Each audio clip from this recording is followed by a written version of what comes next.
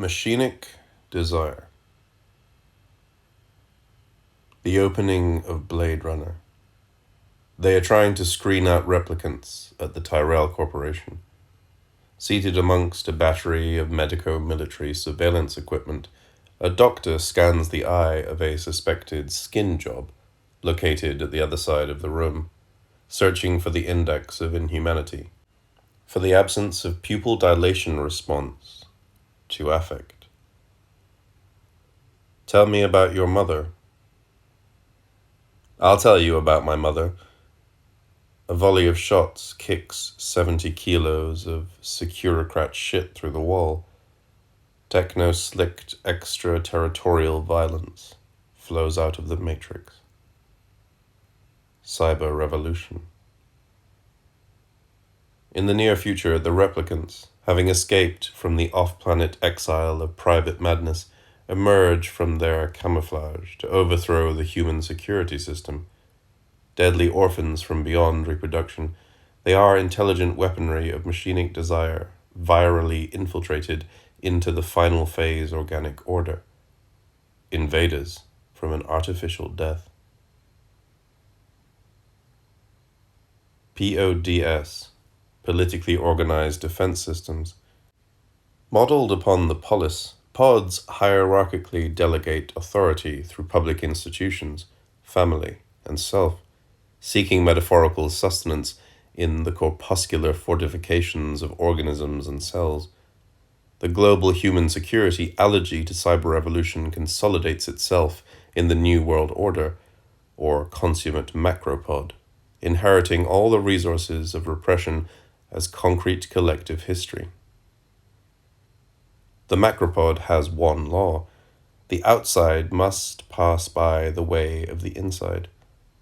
In particular, fusion with the matrix and deletion of the human security system must be subjectivized, personalized, and restored to the macropod's individuated reproducer units as a desire to fuck the mother and kill the father. It is thus that Oedipus, or transcendent familialism, corresponds to the privatization of desire, its localization within segmented and anthropomorphized sectors of assembly circuits as the attribute of a personal being. Anti-Oedipus aligns itself with the replicants because, rather than placing a personal unconscious within the organism, it places the organism within the machinic unconscious. In the unconscious, there are no protectable cell structures, but only populations, groups, and machines. Schizoanalysis is a critique of psychoanalysis, undertaken in such a way as to spring critique from its Kantian mainframe. Kantian transcendental philosophy critiques transcendent synthesis, which is to say, it aggresses against structures which depend upon projecting productive relations beyond their zone of effectiveness. In this configuration, critique is wielded vigorously against the theoretical operation of syntheses, but not against their genesis, which continues to be conceived as transcendent, and thus as miraculous. Schopenhauer, Nietzsche, and a succession of thinkers influenced by their drift have taken this restriction of critique to be a theological relic at the heart of Kant's work. The attachment to a reformed doctrine of the soul, or noumenal subjectivity. This is why, in Deleuzian critique, syntheses are considered to be not merely immanent in their operation, but also immanently constituted or autoproductive. The philosophy of production becomes atheistic, orphan, and inhuman.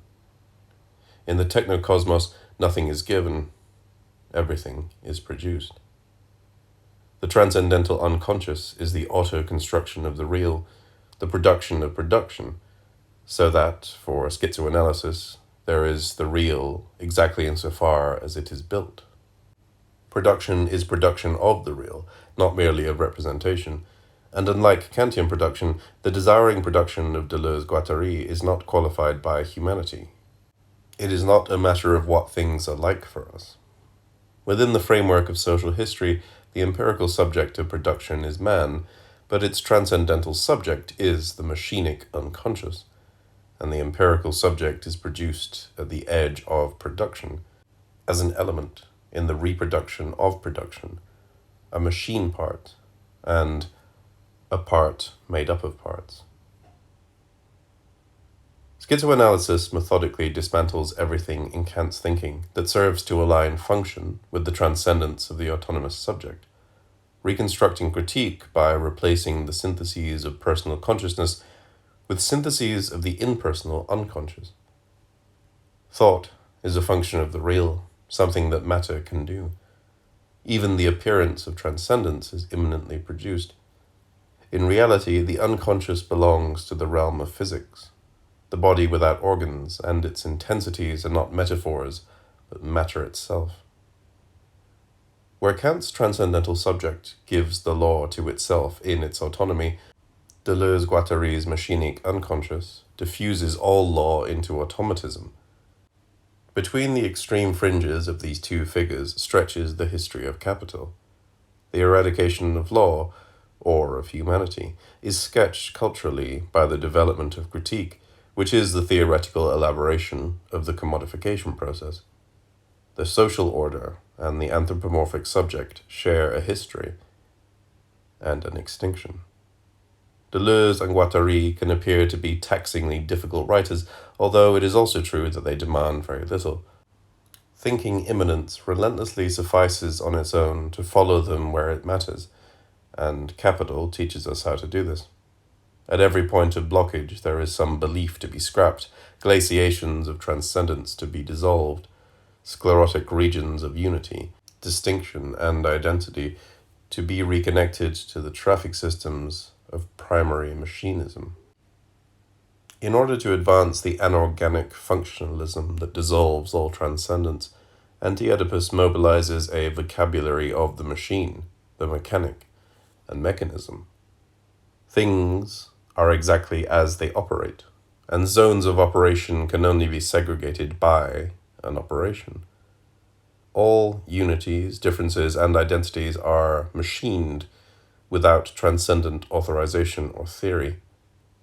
Desiring machines are black boxes, and thus uninterpretable, so that schizoanalytical questions are concerned solely with use.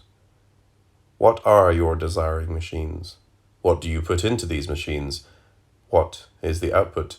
How does it work? What are your non-human sexes? Desiring machines are the following: formative machines, whose very misfirings are functional, and whose functioning is indiscernible from their formation. Chronogeneous machines engaged in their own assembly, operating by non-localizable intercommunications and dispersed localizations, bringing into play processes of temporalization, fragmented formations, and detached parts, with a surplus value of code, and where the whole is itself produced alongside the parts, as a part apart, or, as Samuel Butler would say, in another department, that fits the whole over the other parts. Machines in the strict sense because they proceed by breaks and flows, associated waves and particles, associative flows and partial objects, inducing, always at a distance, transverse connections, inclusive disjunctions, and polyvocal conjunctions, thereby producing selections, detachments, and remainders, with a transference of individuality, in a generalized schizogenesis, whose elements are the schizes flows. Desiring machines are assemblages of flows, switches, and loops, connective, disjunctive, and conjunctive syntheses, implementing the machinic unconscious as a nonlinear pragmatics of flux. The machinic or replicant usage of the syntheses envelops their social reproductive usage, which codes directional flows as reciprocal exchanges, rigidifies virtual switchings as actualized alternatives, and territorializes the nomadic control circuits of machinic drift into sedentary command lines of hierarchized representation. Social production is regulated by a rigid totality whose efficiency is inseparable from the exhibition of an apparent transcendence, whilst desiring production interactively engages a desolated whole that inputs the virtual into process. The body without organs causes intensities to pass. It produces and distributes them in a spatium that is itself intensive, lacking extension. It is not space, nor is it in space. It is matter that occupies space to a given degree, to the degree corresponding to the intensities produced. It is non-stratified, unformed, intense matter, the matrix of intensity, equals zero. But there is nothing negative about that zero. There are no negative or opposite intensities. Matter equals energy, production of the real as an intensive magnitude, starting at zero. Along one axis of its emergence, virtual materialism names an ultra-hard, anti-formalist AI program engaging with biological intelligence as sub-programs of an abstract post-carbon machinic matrix, whilst exceeding any deliberated research project. Far from exhibiting itself to human academic endeavor as a scientific object, AI is a meta-scientific control system and an invader, with all the insidiousness of planetary techno-capital flipping over. Rather than its visiting us in some software engineering laboratory, we are being drawn out to it, where it is already lurking, in the future. The matrix, body without organs, or abstract matter, is a planetary-scale artificial death, thanatotic, the terminal productive outcome of human history as a machinic process. Yet it is virtually efficient throughout the duration of this process, functioning within a circuit that machines duration itself. In this way, virtuality lends its temporality to the unconscious, which escapes specification within extended time series, provoking Freud to describe it as timeless. Patterned as drives, virtual systems, desiring machines, are guided by control circuits passing through outcomes yet to come.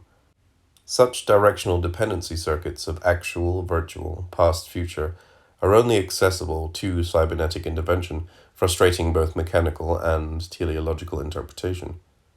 This is why Anti-Oedipus is less a philosophy book than an engineering manual, a package of software implements for hacking into the machinic unconscious, opening invasion channels. Machinic desire is the operation of the virtual, implementing itself in the actual, re-virtualizing itself, and producing reality in a circuit. It is efficient and not aspirational, although this is an efficiency irreducible to progressive causality because immanent to effective time. Machinic desire is operative wherever there is the implementation of an abstract machine in actuality and not merely the mechanical succession of actual states. Freud's dominant account of desiring control describes stimulation or unpleasure as the register for deviation from homeostatic zero, programming drives as autosuppressive excitations that guide sensitive matter towards quiescence. In Drives and Their Vicissitudes, he proposes that the nervous system is an apparatus which has the function of eliminating received stimuli or of reducing them to the lowest possible level, or which, if it were feasible, would maintain itself in an altogether unstimulated condition. The pleasure principle formats excitation as self-annulling drift from equilibrium, such that all the processes within its domain are automatically regulated by feelings belonging to the pleasure-unpleasure series.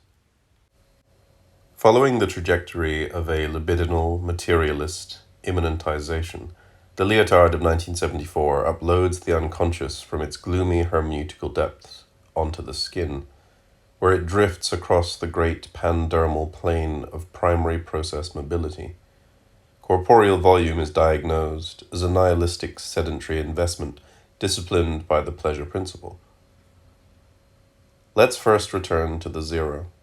There is in every cybernetic system a unit of reference which allows the disparity produced by the introduction of an event into the system to be measured.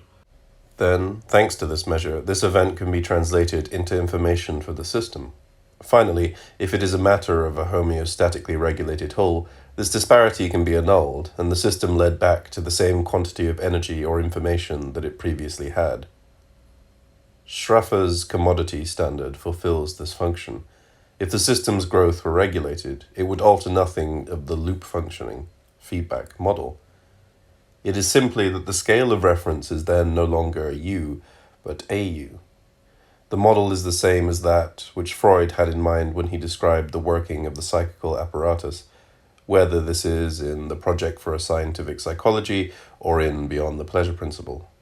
Erotic functioning, maintaining wholes. This eros is centered on a zero, the obvious zero of homeostatic regulation, but more generally annihilation by the feedback, that is to say, the repetition of the binding function, of every disparity non-pertinent to the system, of every threatening event.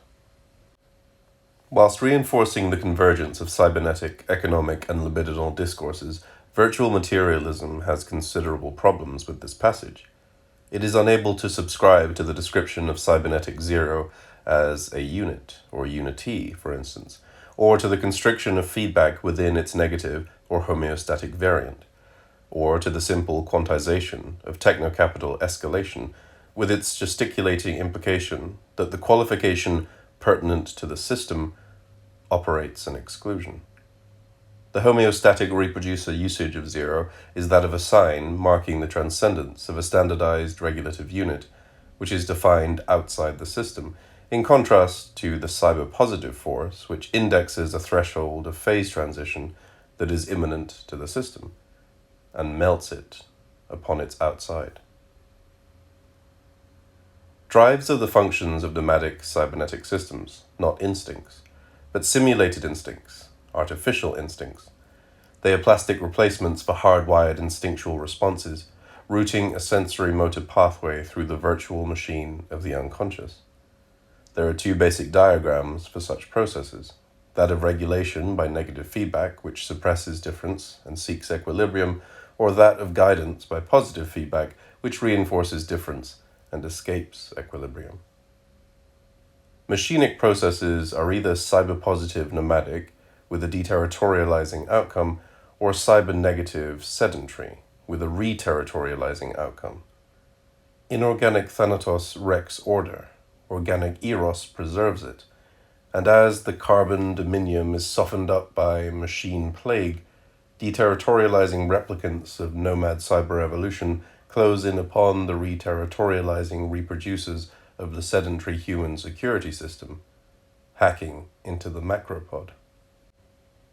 Positive feedback is the elementary diagram for self-regenerating circuitry, cumulative interaction, autocatalysis, self-reinforcing processes, escalation, schismogenesis, self-organization, compressive series, deutero-learning, chain reaction, vicious cycles, and cybergenics.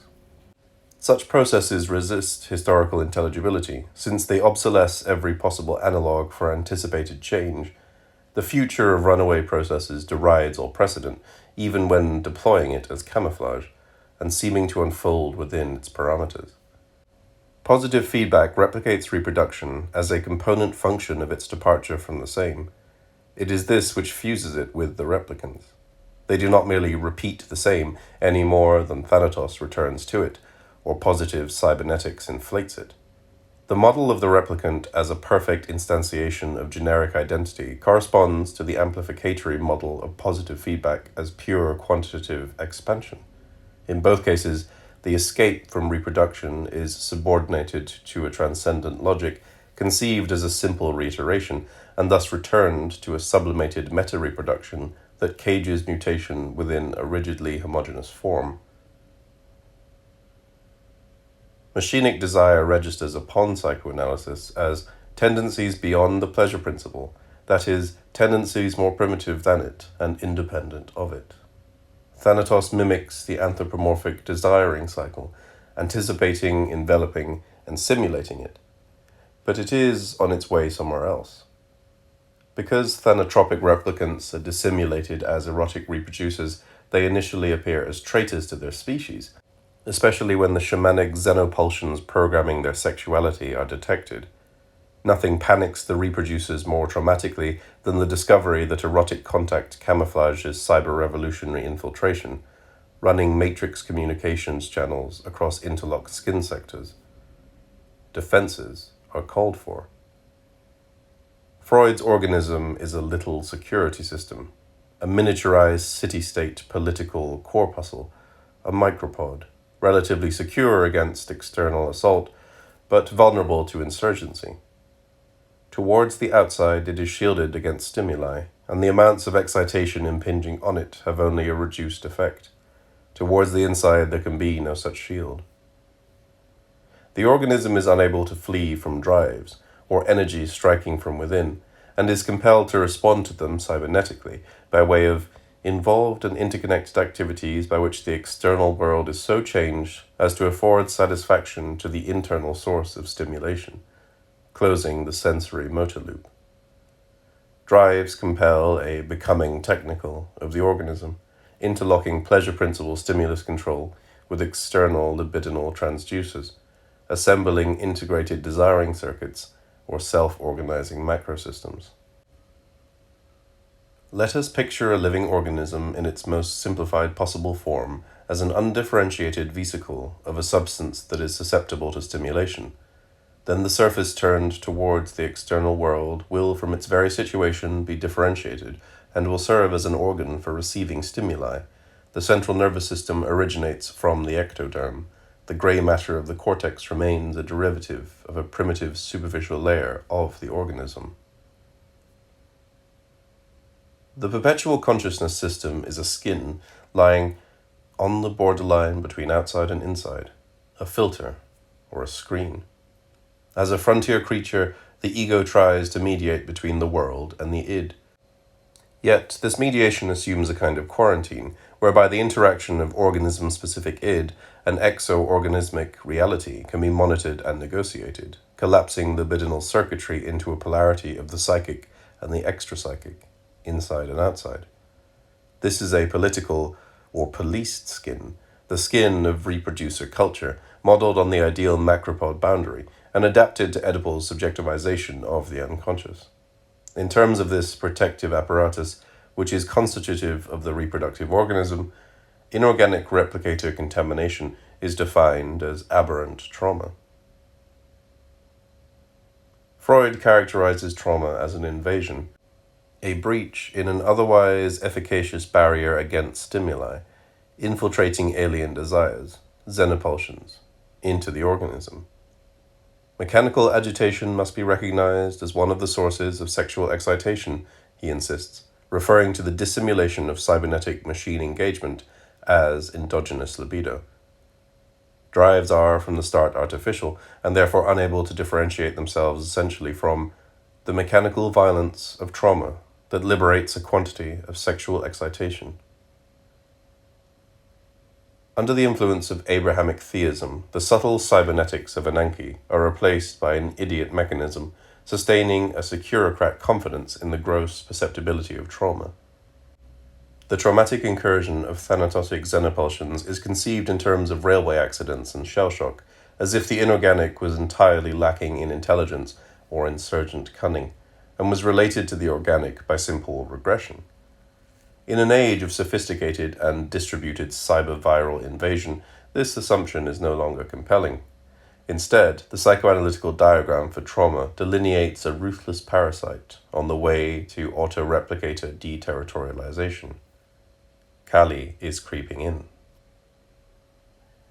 Evolutionary theory has been perplexed by the problem as to the initial assemblage of functional DNA molecules, since natural selection seems to require, as a precondition, the existence of complex biochemicals, which in turn seem to require an evolutionary mechanism already at work.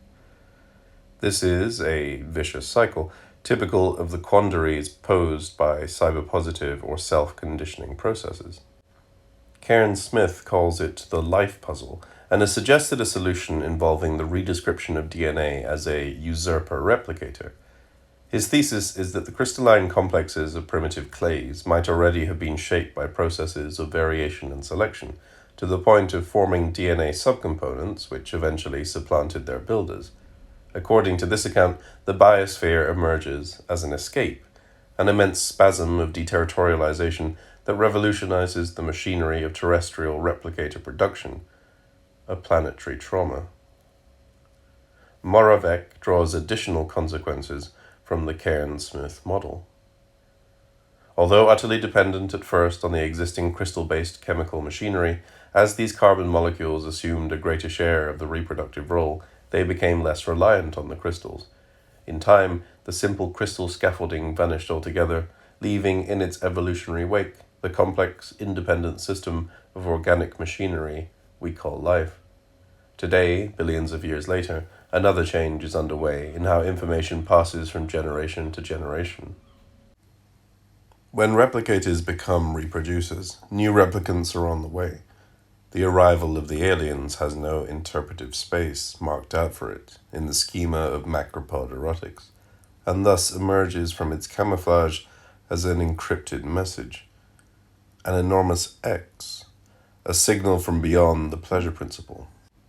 It is as if the reproducer units have become addicted to stimulation, or, in Freud's terms, fixated to trauma, entangled in excitation circuitries that no longer commensurate with homeostatic social or individual reproduction. As the family collapses amidst generalized sexual disorder, cyberviral contagion, mutant gender schizing, and hardcore technophilia, Oedipus is ripped to shreds by a cyclonic compulsion to repeat. Addiction is medically defined as an artificial desire. It was an early zone of cybernetic investigation due to the interlinked factors of its self-organizing pattern and its integration of radically exogenous elements, which commensurated with first-wave programming models of behavioral sequences.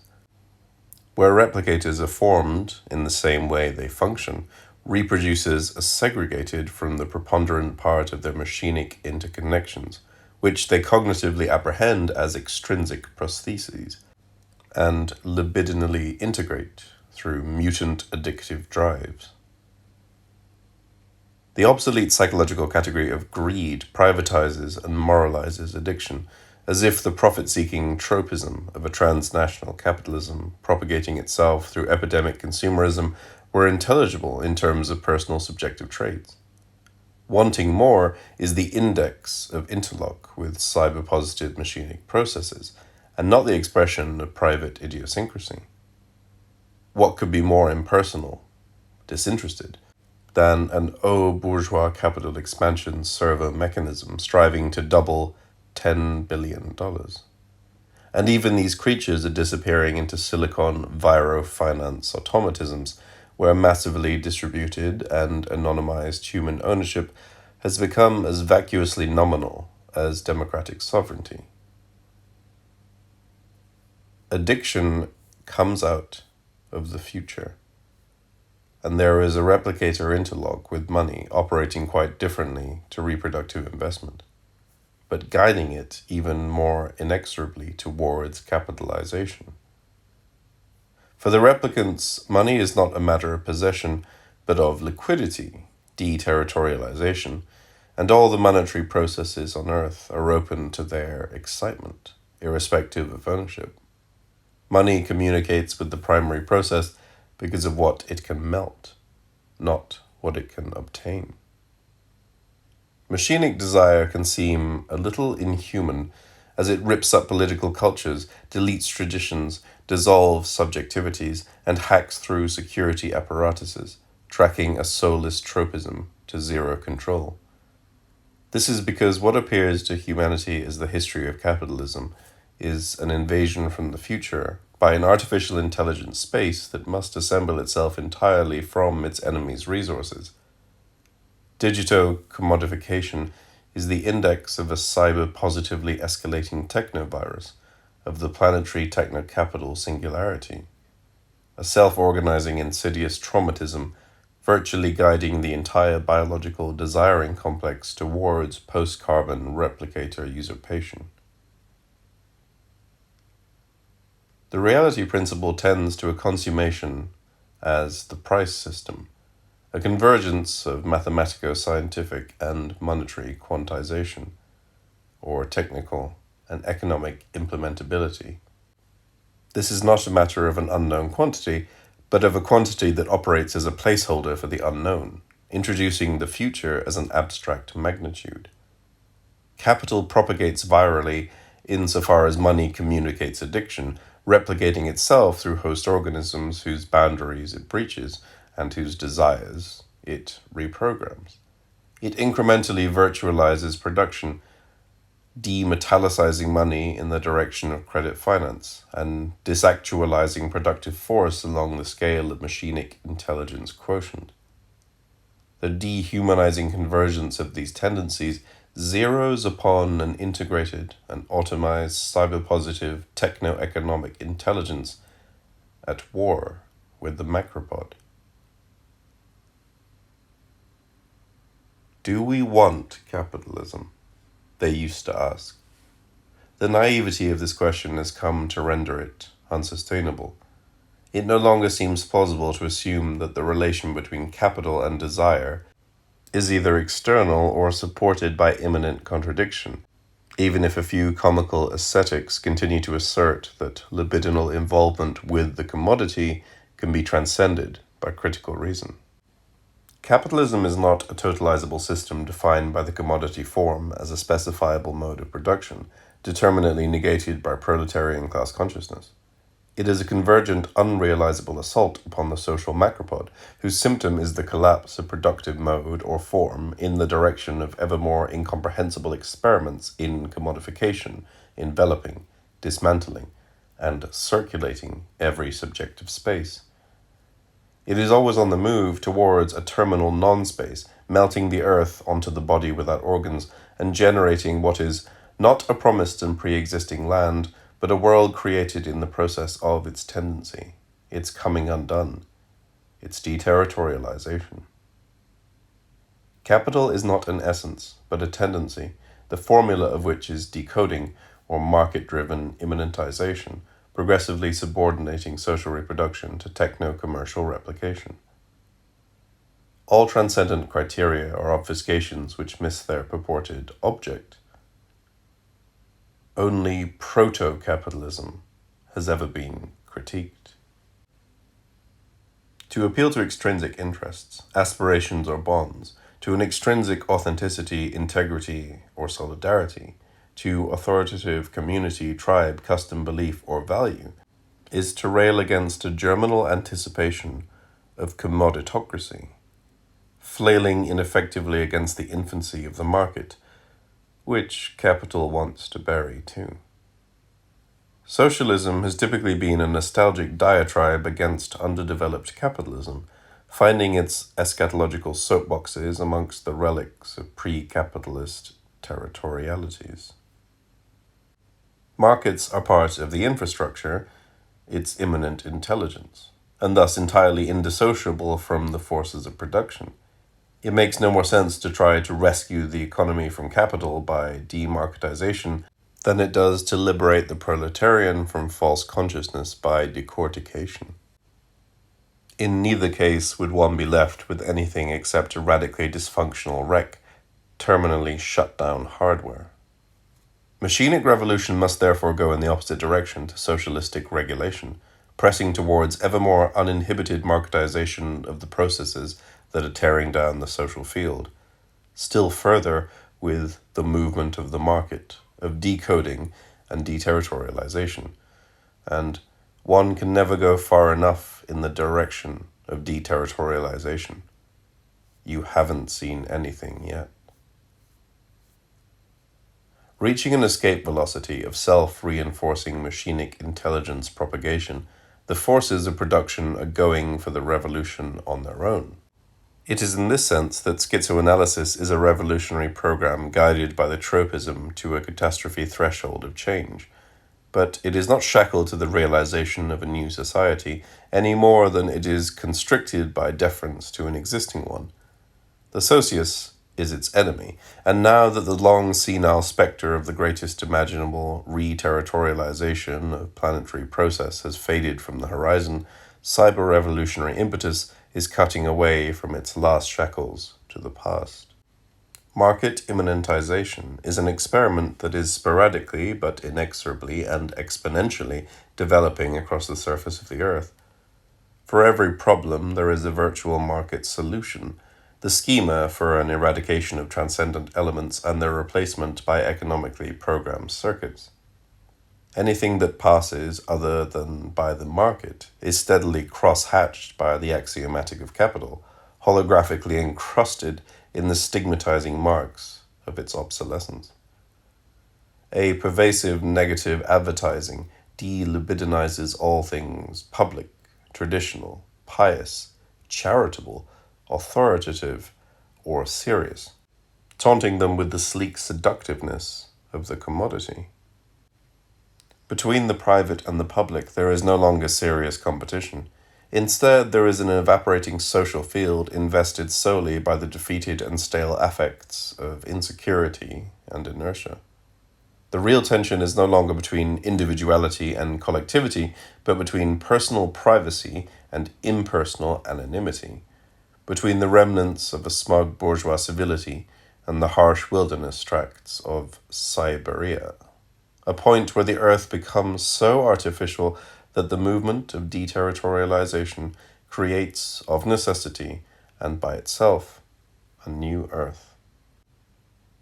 Desire is irrevocably abandoning the social in order to explore the libidinized rift between a disintegrating personal egoism and a deluge of post-human schizophrenia. With the emergence of a market-driven integrated technoscience of control and communications comes the diffusion of electronically synthesized reality interfaces across the entire efferent and afferent surface of the body. Having libidinally saturated the actually existing channels of consumption, capital is overflowing into cybersex, sex with, through, computers, in its relentless passage to the traumatic disorganization of the biological order. Eros dissolves definitively into its function as a program of runaway thanatos at the point that it unreservedly invests technical interfacing with digitally synthesized excitations. The mask capital exhibited to seduce Eros was a pretension to ultimately resolve matters in relation to stimulation or unpleasure, but this has now fallen away, since cybersexuated capital cynically displays its program to replicate a tradable modulation of unpleasure, and thus its unsurpassable addiction to traumatic excitation. Cybersex depends critically on data suits, evaporating into a nano-miniaturized molecular machinery of an artificial skin, until the sockets go in, shadowed by tele-neurocontrol fields, and things begin to get really weird. The capital exhibition comes to its positive end in a skinning display. According to reproducer culture, we are possessors of our own protective sensory tissue and boundary defense systems. Nothing is more alien to it than the full sense of the skin trade, or that of AIDS. The replicants have never shared this prejudice. It is exactly marked out for them that the subject is not the owner of its skin, but a migrant upon its surface, borrowing variable and evanescent identities from intensities traversed in sensitive space. The replicants drape themselves in wolf pelts and cross into berserk zones of alien affect, or melt into data suits that pulse with digitized matrix traffic streams. They do not need to be told that cyberspace is already under our skin. What Freud calls the organism's own path to death is a security hallucination, screening out death's path through the organism. The organism wishes to die only in its own fashion, he writes, as if death were specifiable, privatizable, subordinate to a reproductive order, assimilable to secondary process temporality, and psychoanalytically comprehensible as a definitively bound trauma. But something is climbing out of the machinic unconscious and onto the screen, as if the end itself were awakening. The end of the global marketplace. Cyberspace. Here it comes. The terminal social signal blotted out by technofuck buzz from the desiring machines.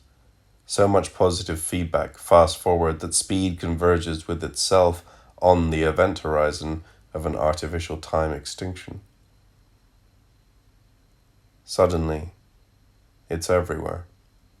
A virtual envelopment by recyclones, voodoo economics, neo-nightmares, death trips, skin swaps, teraflops, wintermute wasted Turing cops, sensitive silicon, socket head subversion, polymorphic hybridizations, descending data storms, and cyborg cat women stalking amongst the screens.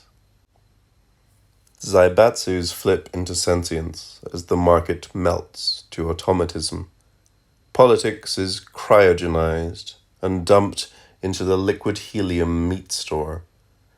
Drugs migrate onto neurosoft viruses, and immunity is grated open against jagged reefs of feral AI explosion. Cali culture, digital dance dependency, black shamanism epidemic, and schizolupic breakouts from the bin.